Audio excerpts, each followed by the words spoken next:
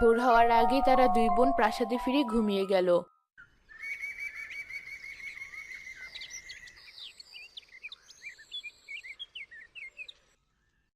পরের দিন সকালে রাজুদের ঘরের পেছনে রাজু ও তার মায়ের মাথাসহ হাড় পাওয়া গেল। পুরো গ্রামবাসী এমন ভয়ানক অবস্থা দেখে খুব আতঙ্কিত হলো। রাতের বেলা তোমরা সবাই সাবধানে থেকো। রাজু ও তার মায়ের এমন অবস্থা দেখে তো আমি ভয় পেয়ে গিয়েছিলাম। দেখে তো মনে হচ্ছে কোন রাক্ষসী তাদের হাড় মাংস একেবারে চিবিয়ে চিবিয়ে খেয়েছে। না না বাবা, আজ থেকে আমি রাতের বেলা আর বাইরে নামবো না। ওহ, তোমরা বাজে বোকা বন্ধ করো। আমরা তো কেউ দেখিনি যে তাদের কিসে খেয়েছে। তোমরা কেউ ভয় পেও না। আরো দু একদিন দেখো গ্রামে কি হয়। এখন যে যার মতো বাড়ি ফিরে যাও।